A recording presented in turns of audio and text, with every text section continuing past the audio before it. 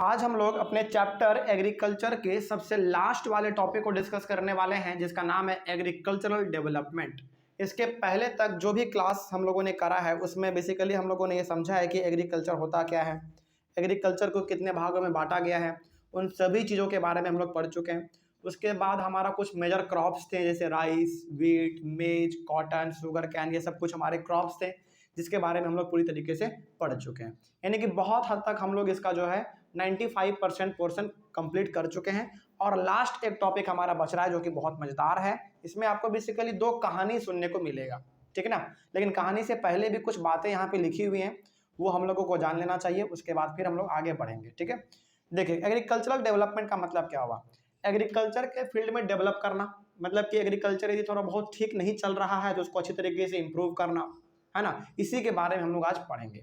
इसके साथ ही साथ आपको इस टॉपिक में दो कहानी मिलेगा। एक कहानी मिलेगा इंडिया के बारे में, यानी कि इंडिया के फार्मर किस प्रकार से खेती करते हैं, और एक कहानी मिलेगा यूएसए के फार्मर किस प्रकार से खेती करते हैं। दोनों के बारे में आपको मिलेगा, तो दोनों के बारे में हम लोग पढ़ेंगे। लेकिन पहले हम लोग यहाँ पे कुछ पॉइंट्स लिखे हुए हैं, इसको हम लोग समझ लेते हैं। देखिए, पहला एग्रीकल्चरल डेवलपमेंट। एग्रीकल्चरल डेवलपमेंट का मतलब क्या होता है। देखिए, agricultural development refers to an effort made to increase farm production in order to meet the growing demand of increasing population। देखिए, यदि हम लोग स्पेशली भारत का बात करें तो भारत का भी लगभग आबादी 140 करोड़ के आसपास है, और ये डेली लगातार बढ़ भी रहा है, रुक तो नहीं रहा है कभी भी, ये लगातार बढ़ रहा है। तो अब इतना ज़्यादा हमारा पॉपुलेशन बढ़ रहा है, क्योंकि पॉपुलेशन बढ़ रहा है तो नंबर ऑफ पीपल बढ़ रहे हैं, है ना। अब जब आदमी का जनसंख्या बढ़ रहा है तो क्या उनको भूख नहीं लगेगा? बिल्कुल लगेगा। यानी कि जैसे जैसे पॉपुलेशन बढ़ रहा है वैसे वैसे फूड का डिमांड भी बढ़ रहा है ना। अब जब फूड का डिमांड बढ़ रहा है तो क्या हम उसी प्रकार से खेती करें जो कि करते आ रहे हैं, या फिर उसमें कुछ इम्प्रूवमेंट लाएं?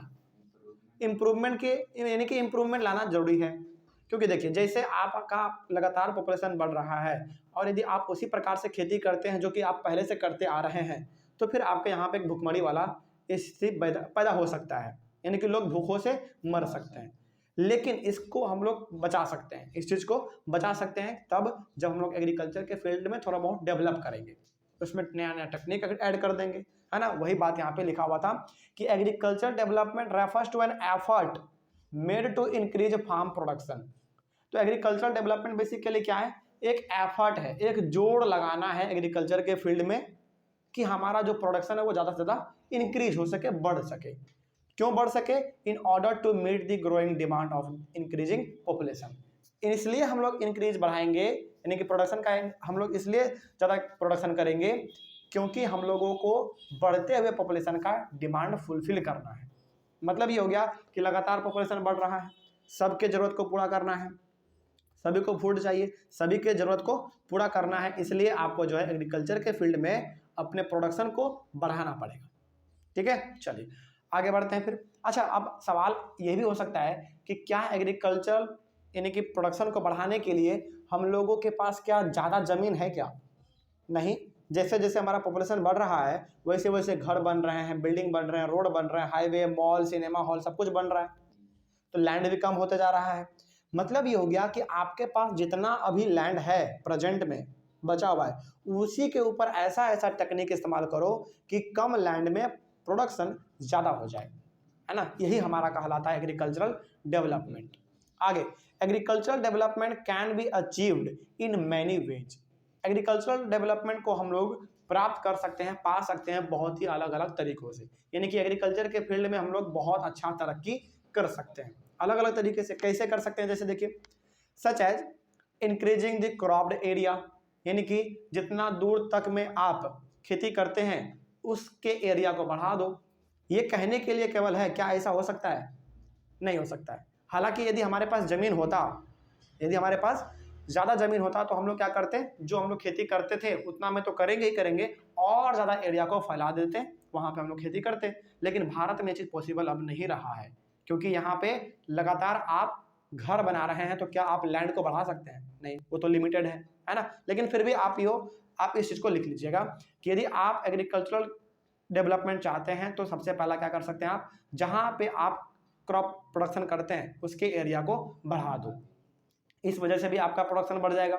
आगे increasing the number of crops grown, यानी कि यदि आप सपोज कीजिए कि आप 3 ही 4 प्रकार के खेती करते हैं, तो अब आपको क्या करना है, ज्यादा उसका मात्रा बढ़ा देना, यानी कि 7-8 प्रकार का खेती करना है। और ये तभी आप कर पाएंगे जब आपके पास लैंड ज्यादा होगा। ठीक है, तो ये दूसरा तरीका हो गया जिससे कि हम लोग अपने एग्रीकल्चर के प्रोडक्शन को यानी कि एग्रीकल्चर को डेवलप कर सकते हैं। उसके बाद इंप्रूविंग इरिगेशन फैसिलिटी। देखो बहुत बार क्या होता है ना कि हम लोग खेती तो करते हैं लेकिन पानी ना मिलने की वजह से हमारा फसल बर्बाद हो जाता है। फसल बर्बाद होता है प्लस उसमें जो पैसा लगा था वो भी चला गया, जो समय लगा था सब चीज बर्बाद हो जाता है ना। तो यदि हमारे पास इरिगेशन फैसिलिटी अच्छा हो, पानी का व्यवस्था यदि अच्छा हो, तो इस वजह से भी हमारा जो है एग्रीकल्चर का प्रोडक्शन बढ़ सकता है। ठीक है, आगे यूज ऑफ फर्टिलाइजर्स। फर्टिलाइजर यानी कि खादों का इस्तेमाल करके भी हम क्या कर सकते हैं, फसल को बढ़ा सकते हैं। ठीक है, देखिए अच्छा आपके मन में सवाल आया होगा कि सर खेत में क्या खाद का इस्तेमाल करना जरूरी है। देखो यदि आप खेत में खाद का इस्तेमाल नहीं कीजिएगा ना, तो बेशक उसमें अनाज होगा, ऐसा बात नहीं कि अनाज नहीं होगा, लेकिन जल्दी नहीं होगा, प्लस उतना नहीं होगा जितना आपको चाहिए था। तो फर्टिलाइजर हम लोग क्यों डालते हैं, ताकि हमारा जो अनाज है वो जल्दी हो और ज्यादा हो।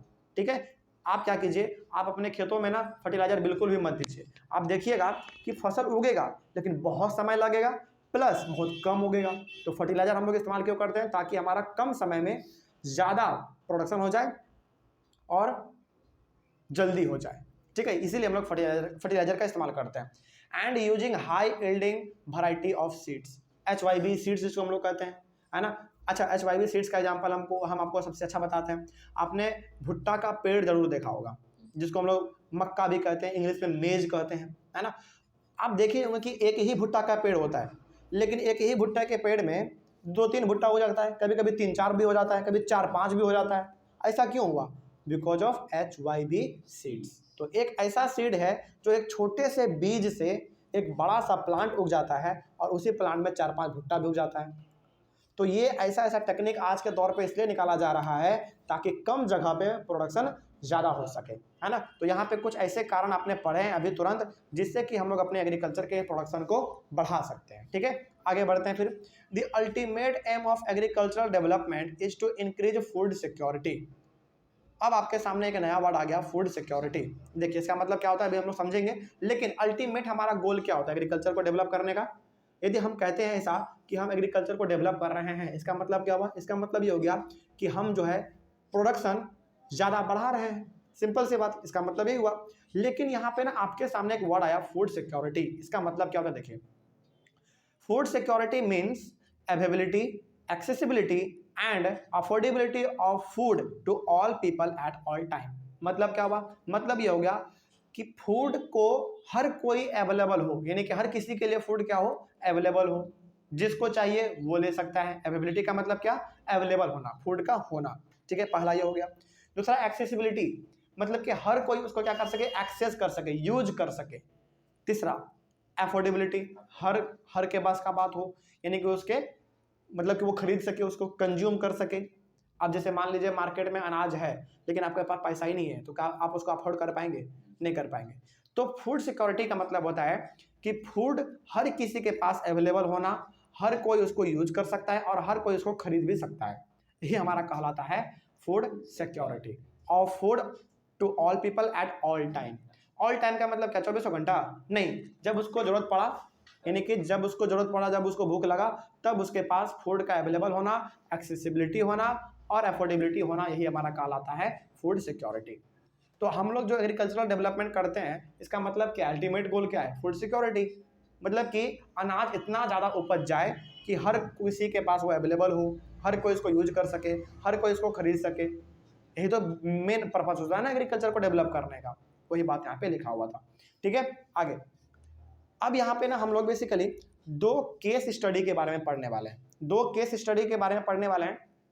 तो let us understand about agriculture in the developing मतलब India and a developed country यानी कि यूएसए। देखो 2 कंट्री होता है, एक होता है डेवलपिंग कंट्री और एक डेवलप्ड कंट्री। डेवलपिंग कंट्री का मतलब होता है ऐसा कंट्री जो कि अभी फिलहाल तरक्की के रास्ते पे चल ही रहा है, वो डेवलप नहीं हुआ अभी तक। और एक होता है डेवलप्ड कंट्री, मतलब कि जो कि पूरी तरीके से डेवलप हो चुका है।